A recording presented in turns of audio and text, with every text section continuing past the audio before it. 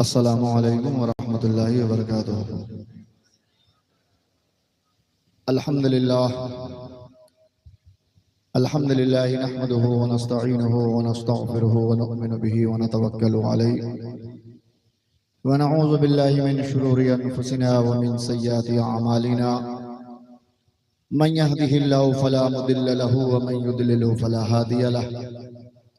व नशहदु अन ला इलाहा इल्लल्लाह वहदहु ला शरीका लहु व नशहदु अन्ना मुहम्मदन अब्दुहु व रसूलुहु।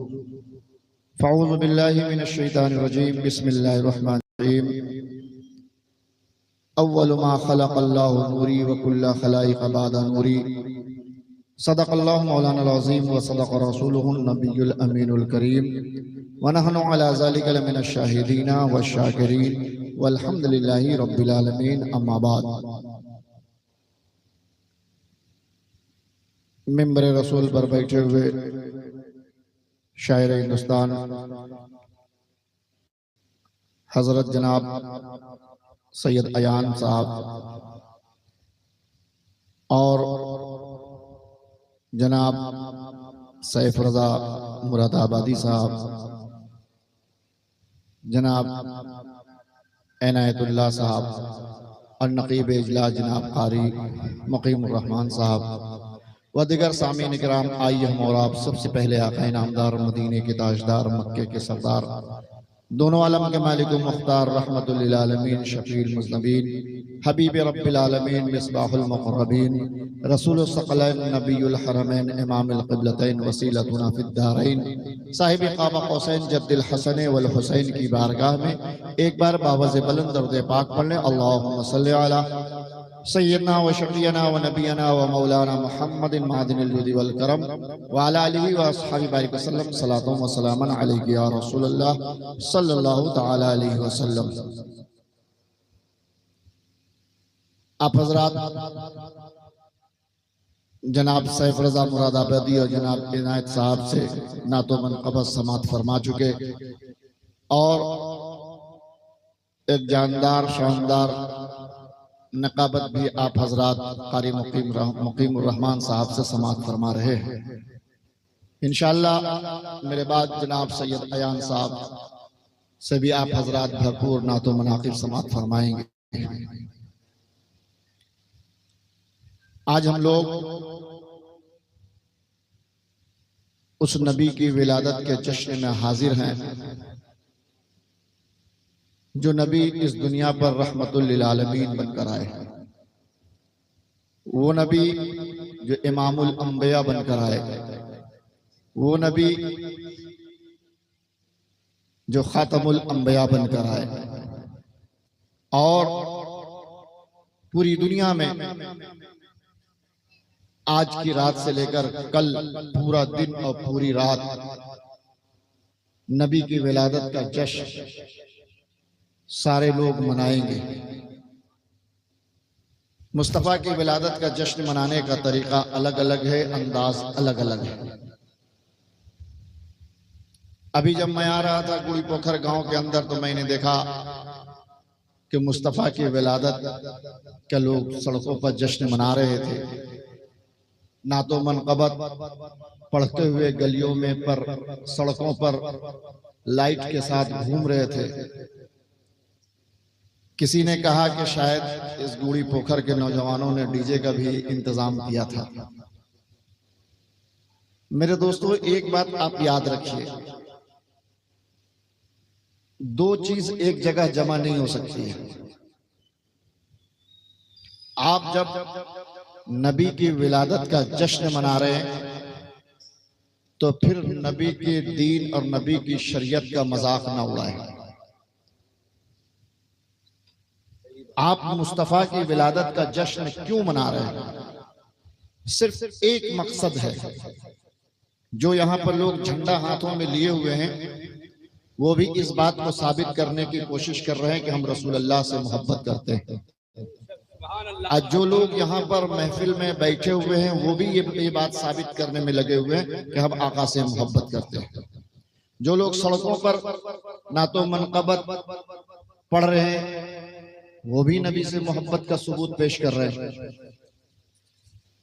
लेकिन एक तरफ आप नाते नबी पढ़े, सरकार की आमद का आप नारा लगाएं, और दूसरी तरफ वहीं पर आप रसूल अल्लाह के दीन और नबी की शरीयत का मजाक उड़ाए, तो फिर मेरे ख्याल से फिर रसूल अल्लाह आपसे राजी नहीं हो सकते। इसलिए कि आपके नबी की विलादत का जश्न सिर्फ आप नहीं मना रहे हैं, हमारे नबी इस दुनिया पर पैदा हुए आए तो उनके विलादत का जश्न सिर्फ मुसलमान ही नहीं, पूरी कायनात का जर्रा जर्रा जश्न मना रहा है। आफताब, महताब, शम्सो कमर, आसमान, जमीन, पहाड़, समंदर, दरिया, ये सारी चीजें मेरे नबी की विलादत का जश्न मना रही हैं। क्यों? इसलिए कि आसमान जो बनाया रब ने वो मेरे नबी के लिए बनाया, जमीन को रब ने जो बनाया तो मेरे रसूल के लिए बनाया, चांद में चमक रब ने अता किया मेरे मुस्तफा के लिए, सूरज में तपिश रब ने अता किया तो मेरे मुस्तफा के लिए, समंदर, दरिया, हरे भरे सब्ज़ो शादाब दरख्त, ये कायनात का जर्रा जर्रा रब ने पैदा किया तो मुस्तफा के लिए। तो ये सारी चीजें आज मेरे महबूब और मेरे रसूल की विलादत का जश्न मना रही हैं। आज हमारे सामने कुछ बच्चियां बैठी हुई हैं, जो आपके घर में भी बच्चियां हैं, वो बच्चियां आपकी बीवी की शक्ल में भी हैं, आपकी बेटी की भी शक्ल में हैं। आज ये बच्चियां नबी की विलादत का जश्न भी मना रही हैं, और सिर्फ नबी के उम्मती की बच्चियां नहीं बल्कि दूसरे मजहब की भी बच्चियां मेरे मुस्तफा की विलादत का जश्न मना रही हैं। क्यों? इसलिए कि मेरे नबी की विलादत के बाद इन बच्चियों को जिंदगी मिली है। अगर मेरे नबी की विलादत न होती तो इनकी जिंदगी सिर्फ चंद घंटों की थी। और तारीख पढ़कर देखिए, उलमा की जबानी आपने सुना होगा कि जब मक्के की सरजमीन पर मेरे रसूल की विलादत नहीं हुई थी तो घर के अंदर जब बच्चियां पैदा होती थी तो 1 घंटा भी पूरा नहीं होता था कि उस घर का बाप बच्चियों को तालाब में जाकर डाल देता था, नदियों में फेंक कर चला आता था, गड्ढा खोद कर दफन करके वापस चला आता था। तो आज पूरी कायनात की बच्चियां चाहे वो किसी भी मजहब से ताल्लुक रखती हूँ, वो सब के सब मेरे नबी की विलादत का जश्न इसलिए मना रही हैं कि मैं तुम्हारे नबी के आने से हमें जिंदगी मिल गई। बहुत सारे ऐसे घर हैं जिस घर में बेवा औरतें, शौहर इंतकाल कर गया, मौत और हयात, जिंदगी और मौत, इसको रब ने अपने दस्ते कुदरत में रखा है। कोई चाहकर भी किसी को जिंदगी अता नहीं कर सकता और कोई चाहकर भी किसी को मार नहीं सकता जब तक कि उसकी तारीख, उसका वक्त मुकर्रर ना हो जाए और वो वक्त ना आ जाए। तो अगर किसी का शौहर मर गया तो उस औरत की वजह कर शौहर नहीं मरा, जो औरत बेवा हो गई, शौहर का वक्त मुकर्रर था, इस दुनिया से चला गया। लेकिन मेरे मुस्तफा की विलादत से पहले उस औरत को मोहल्ले से निकाल दिया जाता था, पूरे मोहल्ले से निकाल दिया जाता था, और गांव के किनारे उसको एक घर देकर उसको वहां बसा दिया जाता था। अब उसका अपना बेटा, हमारे और आपके दरमियान जनाब कारी मुकीमुर रहमान साहब ने मां के ताल्लुक से एक शेर पढ़ा, और माँ के बारे में तो खुद कुरान में रब्बे कायनात ने भी बयान किया है। लेकिन जरा गौर कीजिए कि खुद का बेटा, जो अपना बेटा है, उस माँ के पेट से जो जन्म हुआ, पैदा हुआ, जब उसका बाप मर जाता है तो वो बेटा भी उस माँ का सुबह सुबह चेहरा देखना गवारा नहीं करता। क्यों? इसलिए कि उस माँ का शौहर इंतकाल कर गया है तो वो औरत मनहूस हो गई। अब अगर कोई बेटा दुकान कर रहा है, तिजारत कर रहा है, तो सुबह उठकर उस माँ के चेहरे को नहीं देख रहा है कि अगर माँ के चेहरे को हम देख लेंगे तो मेरे दिन भर की दुकानदारी खत्म हो जाएगी। बेटा अगर एग्जाम देने जा रहा है तो उस माँ का चेहरा नहीं देख रहा है, माँ को बेटा रात ही में बता दे रहा है कि कल सुबह तुम्हारा चेहरा हम नहीं देख रहे इसलिए कि एग्जाम देने जा रहे हैं। माँ बोलती है बेटा क्यों? इसलिए कि तुम्हारा शौहर मर गया, तुम तो मनहूस हो गई, अब सुबह सुबह तुम्हारे चेहरे को हम देख लेंगे, एग्जाम में हम फेल हो जाएंगे। नौकरी के लिए हम जा रहे हैं, नौकरी नहीं मिलेगी। इंटरव्यू के लिए जा रहे हैं, इंटरव्यू में हम नाकाम हो जाएंगे। ये माहौल था। लेकिन जब मेरे और आपके नबी इस दुनिया पर आए तो आपने दुनिया वालों को कहा, ऐ लोगों, माँ माँ होती है, माँ होती है, और हर हाल में माँ होती है। जिस औरत को जिस औरत को तुम अभागन समझ रहे हो, जिस औरत को तुम मनहूस समझ रहे हो, वो औरत मनहूस नहीं है, वो औरत अभागन नहीं है। ये तुम्हारे हाथ में है कि अगर तुम चाहो तो अभागन औरत को सुहागन बना सकते हो। और सबसे पहले मेरे आका ने 25 साल की उम्र में 40 साल की औरत हजरत खदीजतुल कुबरा से निकाह करके दुनिया वालों को ये बता दिया कि लोगों, ठीक है उसका शौहर मर गया, वो अभागन हो गई, तुम्हारे नजरों में वो मनहूस हो गई, लेकिन उसको अपने निकाह में लाकर तुम उसको सुहागन बना सकते हो। मेरे दोस्तों, वो नबी इस दुनिया पर आए और मक्के की सरजमीन पर आए। किसी ने हजरत हलीमा से पूछा, है हलीमा, मक्के का दस्तूर तो ये है कि दाइयां आती हैं और शहर के बड़े बड़े लोगों के बच्चे को, बच्चियों को गोद लेकर परवरिश के लिए अपने गांव ले जाती है।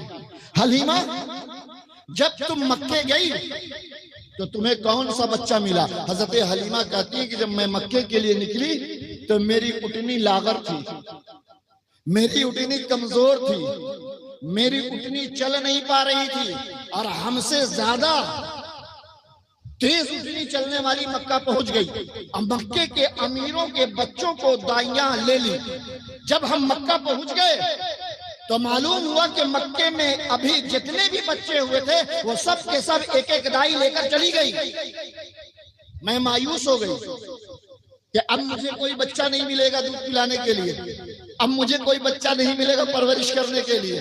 हजरत हलीमा कहती है कि मैं मायूस मक्के के अंदर घूम रही थी कि अचानक किसी ने कहा कि इस घर में एक बच्चा बचा हुआ है जो कोई भी दाई लेकर नहीं गई है। हजरत हलीमा ने कहा क्यों?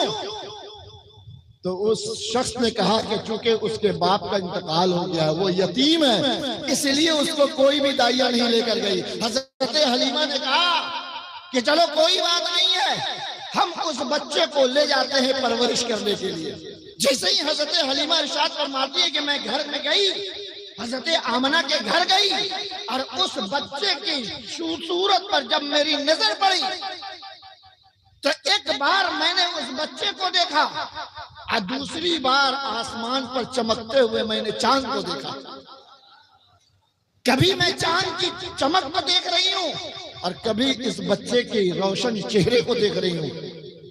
कभी सूरज, कभी चांद, और कभी मेरे रसूल के चेहरे को देख रही है। हजरत हलीमा ने कहा कि तकरीबन 5 मिनट तक कभी मैं चांद को देखती रही और कभी मुस्तफा के चेहरे को देखती रही। तो अगल बगल बैठी हुई औरतों ने कहा, हलीमा क्या देखती हो, क्या देख रही हो? कभी चांद को देखती हूँ, कभी बच्चे की शक्ल को देखती हूँ, सूरत को देखती हूँ, चेहरे को देखती हूँ। तो हजरत हलीमा ने कहा, मैं देख रही हूँ कि ज्यादा चमक सूरज में है कि ज्यादा चमक इस बच्चे के चेहरे में है?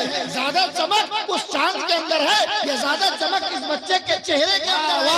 लोगों ने पूछा, औरतों ने पूछा, हलीमा फैसला क्या किया तुमने कि ज्यादा चांद चमक रहा है या इस बच्चे का चेहरा चमक रहा है? तो हलीमा ने बेसाख्ता कहा कि बच्चे का चेहरा ज्यादा चमक रहा है, वो चांद का चमक जो है बच्चे की चमक के आगे फीका है। तब तमाम बच्चियों ने, तमाम औरतों ने कहा कि तुम्हारा फैसला हलीमा सही है, ये वो बच्चा है जिसके सदके उस चांद को चमक रब ने है। वाह नारे तकबीर, नारे रिसालत, सरकार की आमद, नबी की शान, नबी का खानदान, खानदान अहले बैत, नारे हैदरी। वाह वाह। और हजरत हलीमा ने कहा कि जब बच्चे को मैंने अपने गोद में लिया और उठनी पर लेकर मैं अपने घर की तरफ चली तो वो उठनी जो आने में लागर और कमजोर थी, जब बच्चे को लेकर मैं उठनी पर बैठी तो उठनी इतनी तेज भागने लगी कि सारी दाइयों की उठनी पीछे हो गई और मेरी उठनी सबसे आगे निकल गई। ये रसूल आदम सल्लल्लाहु ताला अलैहि वसल्लम के विलादत होने के बाद का मोजज़ा जो हजरत हलीमा ने बयान किया। मेरे दोस्तों, आपको मालूम है, आप यहाँ पर बैठे हुए हैं, हमारी मोहब्बत में नहीं बैठे हुए, किसी शायर की मोहब्बत में नहीं बैठे हुए, किसी नकीब की मोहब्बत में नहीं बैठे हुए, आप रसूलुल्लाह की विलादत की मोहब्बत में बैठे हुए। सुभान अल्लाह। और कोई भी आने वाला शायर, खतीब और नकीब आपको कुछ देने वाला नहीं है, बल्कि लेकर जाने वाला है। जो भी आया वो लेकर जाएगा, गाड़ी भाड़ा किराया लेकर जाएगा, लेकिन आपको देकर कुछ नहीं जाएगा। लेकिन आप इस बात पर यकीन रखो कि आप मुस्तफा की विलादत के जश्न में आए हो।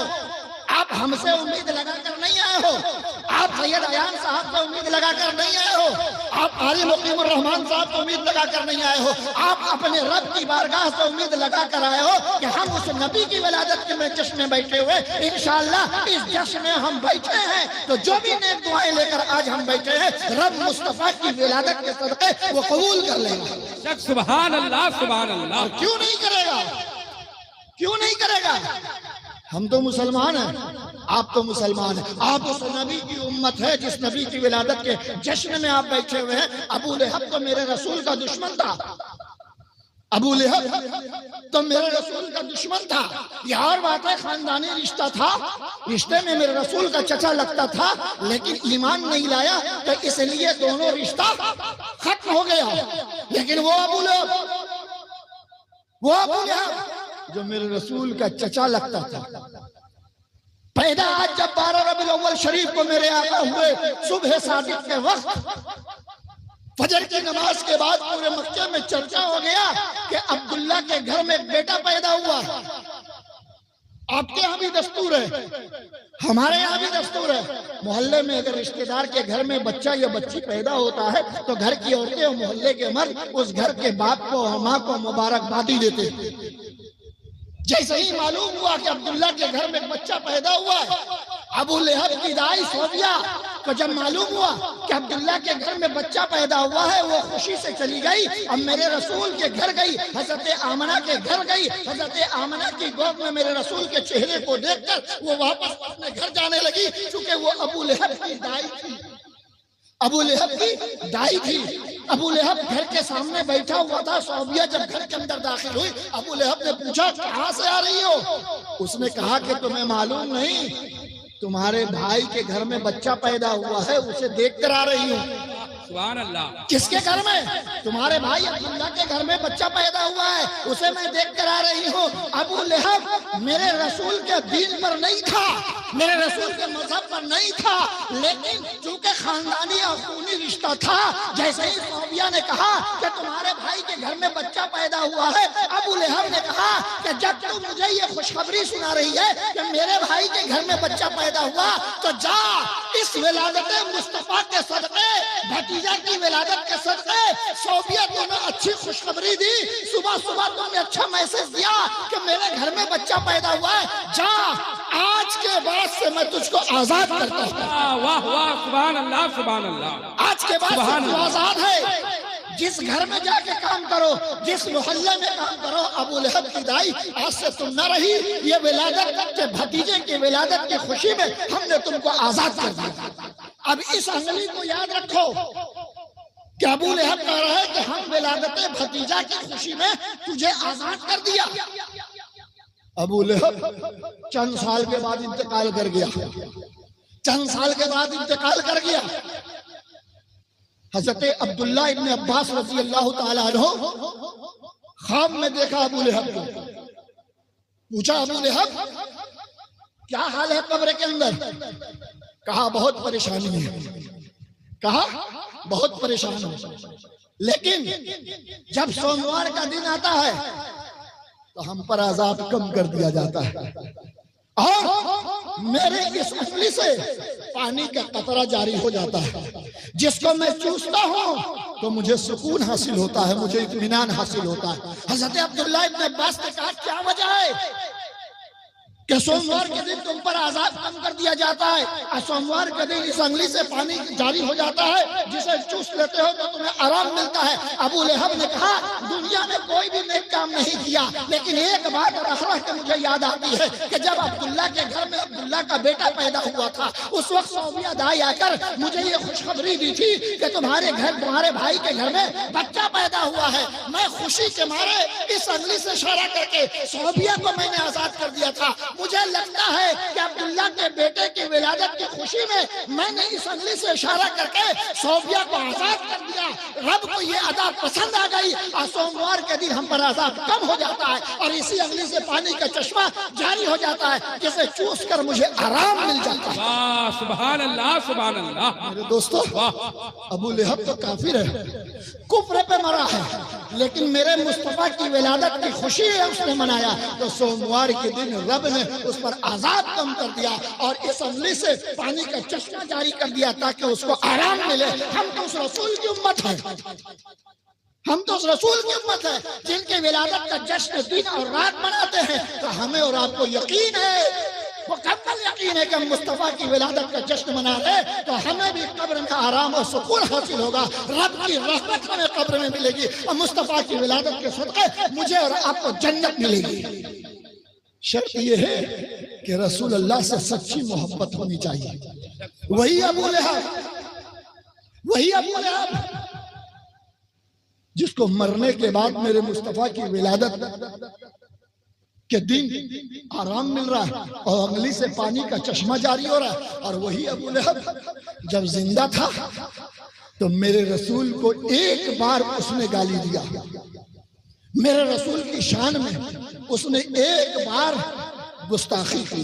रब ने कुरान में एक सूरत उतार दिया, तब्बत यदा अबी लहब, टूट जाए अबू लहब का हाथ, और टूट गया अबू लहब का हाथ।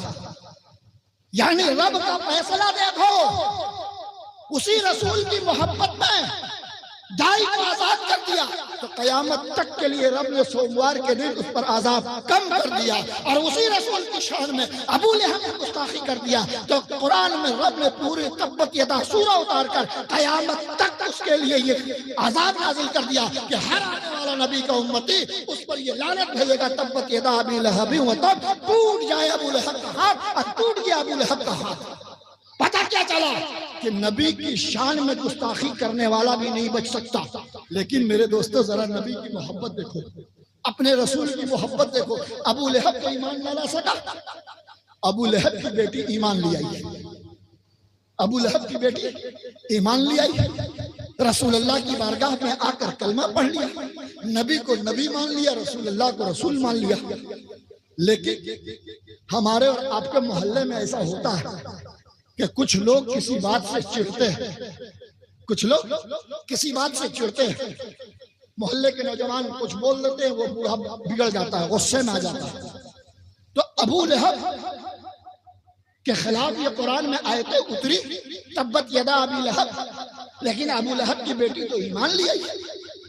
अब जब अबू लहब की बेटी रास्ते से गुजरती थी तो मोहल्ले के नौजवान इस आयत को पढ़ते थे, तब्बत यदा अबी लहब व तब, यानी कि चिढ़ाते थे कि तुम्हारे बाप का हाथ टूट गया।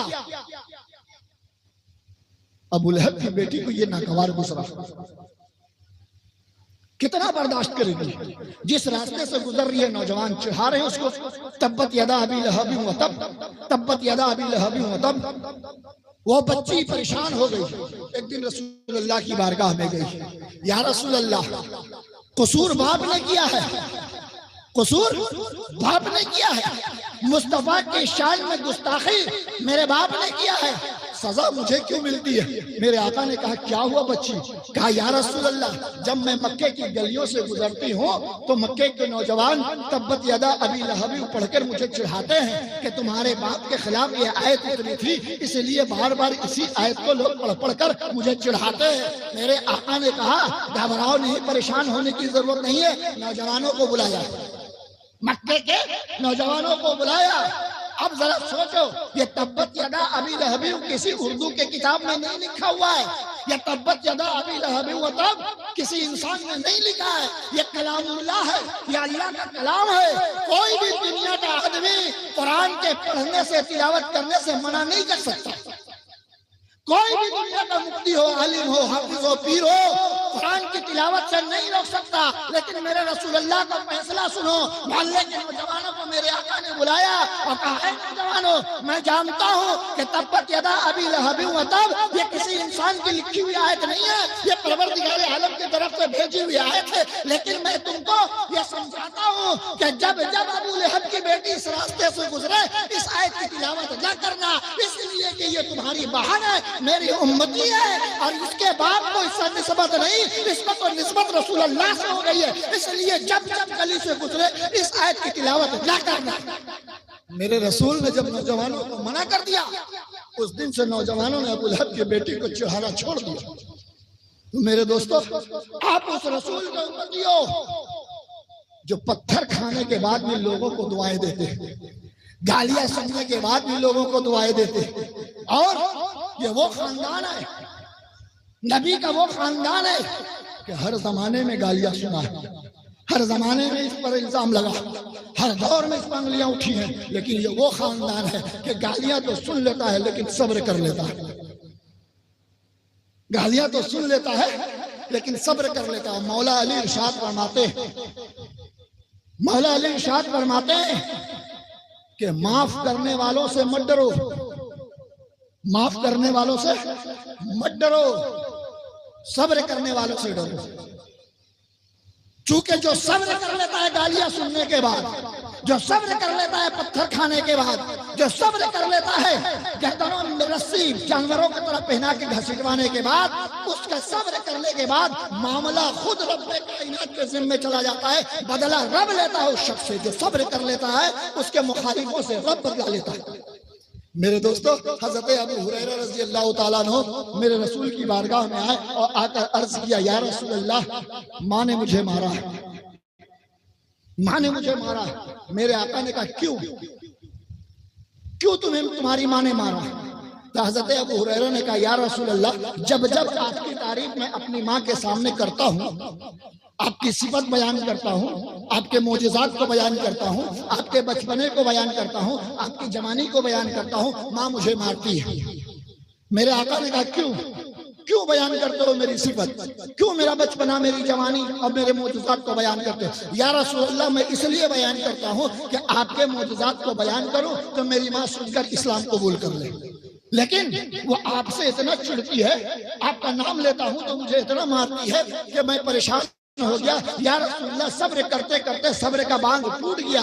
आज मैं आपकी बारगाह में आया हूँ अपनी माँ की शिकायत करने के लिए। देखो मेरे आका का इंसाफ। मेरे आका ने कहा, अबू हुरैरा, ये तुम्हारे माँ का मामला है, हम इसमें इंटरफेयर नहीं करेंगे। ये तुम्हारे माँ बेटा का मामला है, हम इसमें इंटरफेयर नहीं करेंगे। लेकिन हम लोग उसी नबी के उम्मती हैं। दो लड़ने वालों के बीच में इंटरफेयर कर जाते हैं, और अक्सर बेशतर यही होता है कि जो गलत होता है उसी का साथ हम देते हैं। देखो नबी क्या कह रहे, अबू हुरैरा, ये तुम्हारे माँ का मामला है, हम इसमें इंटरफेयर नहीं करेंगे, हमें इसमें मत डालो। अबू हुरैरा ने कहा, या रसूल अल्लाह, मैं फैसला करने के लिए नहीं कह रहा हूँ, मेरी माँ ने मुझे मारा, फैसला करने के लिए अर्ज नहीं कर रहा हूँ। या रसूल अल्लाह, मैं आपसे दुआ कराने के लिए कहा हूँ। मैं ये चाहता हूँ कि मेरी माँ भी इस्लाम कबूल कर ले, बस मेरे माँ के लिए आप एक बार दुआ कर दे। मेरे आका ने कहा, दुआ करने के लिए कह रहे हो? अबू हुरैरा ने कहा, या रसूल अल्लाह, हाँ, मैं दुआ करने के लिए। मेरे आका ने हाथ उठाया, कहा, परवरदिगार आलम, अबू हुरैरा की माँ को इस्लाम कबूल करना नसीब लिख दे, किस्मत में उसके लिख दे इस्लाम कबूल करना। मेरे आका ने जैसे ही दुआ किया, परवरदिगार आलम, अबू हुरैरा की माँ इस्लाम कबूल कर ले, अबू हुरैरा की माँ मुझे रसूलुल्लाह मान ले, या परवरदिगार आलम, अबू हुरैरा की माँ तुझे एक वाहिद ला शरीक कबूल कर ले। और जैसे ही अपने दस्ते मुबारक को चेहरे अनवर पर मेरे आका ने फेरा, अबू हुरैरा वहां से भागे। वो अबू हुरैरा जब रास्ता चलते थे तो बहुत संजीदा मिजाज से चलते थे, नजरें झुकाकर चलते थे, बहुत धीरे धीरे इत्मीनान और सुकून के साथ चलते थे। लेकिन आज जैसे ही मेरे आका ने दुआ किया, परवरदिगार आलम, अबू हुरैरा की अम्मा इस्लाम कबूल कर ले। आज वही अबू हुरैरा दौड़कर के बाद दरवाजा खुला। अबू हुरैरा की मां ने कहा कि बेटा अबू हुरैरा, मैं गुस्ल करके तैयार हूं। जिस नबी की तुम तारीफ का कि बेटा अबू हुरैरा, मैं गुस्ल करके तैयार हूं। जिस नबी की तुम तारीफ करते थे, जिस रसूल होकर तैयार हो गई है, ले चलो उस रसूल की बारगाह में। हम और इसी वक्त पढ़वा दो ला इलाहा इल्लल्लाह मोहम्मद रसूलुल्लाह। नहीं है कोई इबादत के लायक सिवाय अल्लाह के। मोहम्मद सल्लल्लाहु तआला अलैहि वसल्लम अल्लाह के रसूल है। सही हक है। अबू हुरैरा से जब लोगों ने पूछा अबू हुरैरा क्यों दौड़ कर गए, तो अबू हुरैरा ने कहा कि मैं देखना चाहता था कि रसूलुल्लाह की दुआ मेरे माँ के पहले पहुंची, कि मैं अपनी माँ के घर पास पहले पहुंचा तो मुझे पता चला कि मैं पीछे हो गया, रसूलुल्लाह की दुआ पहले पहुंची। मेरे दोस्तों, आप उस रसूल की उम्मत हो। नौजवानों खासकर जश्न विलादत मनाना बहुत आसान है। नबी की विलादत का जश्न मनाना बहुत आसान है। गलियों को सजाना, मोहल्ले को सजाना, मस्जिदों को सजाना, खानकाहों को सजाना, मज़ारात को सजाना बहुत आसान है। झंडा लेकर गली गली घूमना, शहरों में घूमना बहुत आसान है। लेकिन अगर कोई शख्स ये समझे कि ये इतना जो सारा काम हम कर दिया, हम जन्नती हो गए, मेरे दोस्तों ऐसा नहीं हो सकता। ये नबी की मोहब्बत में आप कर रहे हो, लेकिन नमाज पढ़ना ये रब का हुक्म है। सुभान अल्लाह। नमाज पढ़ना ये रब का हुक्म है। नौजवानों, मुझे सुनकर बहुत अफसोस लगा। अगले साल इसी स्टेज पर से मैंने उन नौजवानों को जो लोग भद्रक में जबरदस्ती डीजे का परमिशन लगाकर भद्रक शरीफ में डीजे बजाए थे, मैंने यहीं से कहा था उन नौजवानों को कि अरे नौजवानों, तुम अपने ताकत पर घमंड न करो, अपने पैसे पे घमंड न करो, अपने पावर पर घमंड न करो, और लोगों की बातों को उठाकर तुमने डीजे बजाया है तो तुम उन लोगों से नहीं टकरा रहे, तुम नबी के दीन से टकरा रहे हो, तुम नबी की शरीयत से टकरा रहे हो। इसी स्टेज से मैंने कहा था, और आज देखो पूरे भद्रक के अंदर डीजे बंद हो गया। सुभान अल्लाह, सुभान अल्लाह। कल एक भी डीजे नहीं बजेगा। लेकिन कितने अफसोस की बात है कि आज जब मैं आया तो मुझे लोग, चंद बच्चों ने कहा कि हजरत वहां का डीजे बंद हो गया, हमारे गांव का डीजे नहीं बंद हुआ। डीजे में क्या रखा है, क्या रखा है डीजे के अंदर? मेरे दोस्तों, हमें तो नहीं समझ में आता कि डीजे के अंदर क्या रखा हुआ है, जो आज का नौजवान डीजे की तरफ ज्यादा भाग रहा है। माइक लगाओ, बड़ा बड़ा बॉक्स लगाओ और अपने मुंह से नाते नबी गुनगुनाओ, ये असल में नबी की मोहब्बत है और नबी के विलादत का जश्न है। सुभान अल्लाह। कैसे बजा दिया, किसी नेता की तकरीर को लगा दिया। आप जिस मजहब से ताल्लुक रखते हैं, ये वो मजहब है जो किसी को चढ़ाने का हुक्म नहीं देता। आप जिस मजहब से ताल्लुक रखते हैं, ये किसी को पत्थर मारने का हुक्म नहीं देता। आप जिस नबी की उम्मत है, उस नबी ने आपको इतनी भी इजाजत नहीं दिया है कि अगर तुम्हें कोई गाली दे दे तो बदले में तुम उसको गाली दे दो। आपके नबी ने इस बात से भी आपको रोक दिया। तो फिर आप एक तरफ जश्न विलादत मना रहे हो और दूसरी तरफ डीजे बजा रहे हो। अब आप फैसला करो कि एक तरफ आप सवाब कमा रहे हो, दूसरे तरफ गुनाह कमा रहे हो, तो आपके थैली में बचा क्या? फिर कुछ नहीं बचा। इसलिए इस बार जो गलती कर लिया आपने कर लिया। इस बार जो गलती आपने कर लिया मेरे दोस्तों, मेरे कहने से नहीं, मेरे कहने से नहीं, आप अपने सीने पे हाथ रखकर ये सोचो कि आप नबी की मोहब्बत, नबी की विलादत का जश्न मना रहे हैं और उसी महफिल में नबी की शरीयत का मजाक उड़ा रहे हैं। ये अगर अच्छा कर रहे हो, तुम्हें लगता है कि अच्छा है, तो फिर हम कोई कुछ नहीं बोल सकते। फैसला तुमको करना है। चूंकि अयान रजा साहब को भी आपको सुनना है, मैं आपका ज्यादा वक्त नहीं लूंगा। नबी की मोहब्बत में बैठे हुए हैं तो नबी की मोहब्बत का, इश्क का चिराग अपने सीने में जलाओ और मोहब्बत विलादत रसूल मनाओ। इसके साथ साथ मस्जिदों को भी आबाद करो। अपने बच्चे को कुरान की तालीम दिलाओ, अपने बच्चे को नबी की शरीयत की तालीम दिलाओ। हर हुनर दुनिया का अपने बच्चों को सिखाओ, लेकिन मेरे दोस्तों कम से कम कुरान की तालीम अपने बच्चे को दिलाओ। आपको मालूम है 2 साल से बालेसर में मैंने एक मदरसा कायम किया है, दारुल उलूम सैयदना फैजान सरकार मिल्लत। आप अपने बच्चे को हाफिज बनाओ, उस मदरसे में भेजो, कारी बनाओ। ताकि आपके माहौल को वो समझे और आपको बताए कि नबी का दीन क्या है, नबी की शरीयत क्या है। जब वो आलिम बनकर आए तो आपको और आपके मोहल्ले वाले को बताए सही ये है, गलत ये है। तो मेरे दोस्तों, बारगाह खुदावंदी में यही दुआ है, अल्लाह तबारक व तआला हमारे आने और आपके बैठने को कबूल फरमाए और जो नेक दुआएं लेकर आए परवरदिगार आलम उसे कबूल फरमाए। बोलने में किसी तरह की कोई गुस्ताखी हो गई हो तो अस्तगफिरुल्लाह रब्बी मिन कुल्लि ज़ंबिन व अतूबु अलैह। पढ़िए ला इलाहा इल्लल्लाह मुहम्मदुर रसूलुल्लाह सल्लल्लाहु तआला अलैहि वसल्लम व आखिरु दवाना अनिल हम्दुलिल्लाहि रब्बिल आलमीन।